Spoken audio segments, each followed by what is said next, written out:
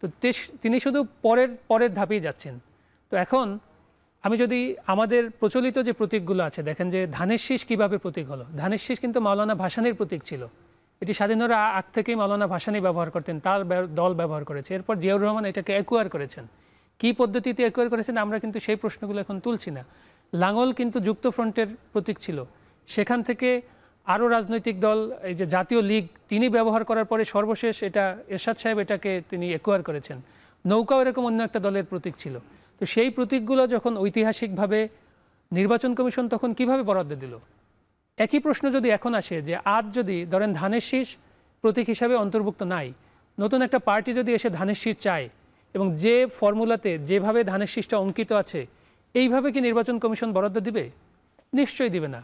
তাহলে আমাদের যে ন্যায্যতার জায়গাটা নির্বাচন কমিশন, সেটি তো তাকে স্পষ্ট করতে হবে, সেটি স্পষ্ট করতে হবে।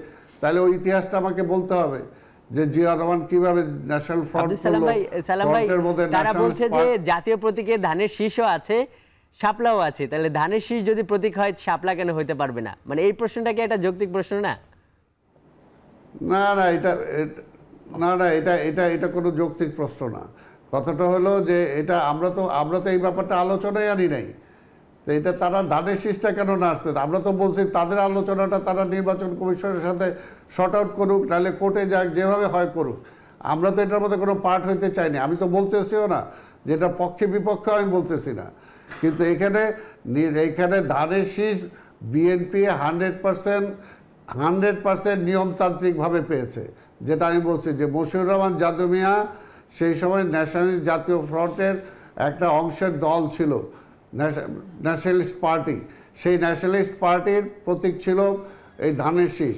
এই ধানের শীষ সেই সময় মাওলানা ভাসানী এবং মশিউর রহমান জাদু মিয়া সেই সময় আমাদের নেতা, আমাদের শহীদ রাষ্ট্রপতি জিয়াউর রহমানের হাতে তার প্রতীক তুলে দিছে। কাজে এখানে তো কোনো অন্যায় বা কোনো ইলিগেল হইতে কোনোভাবে এটা নেওয়া হয় নাই।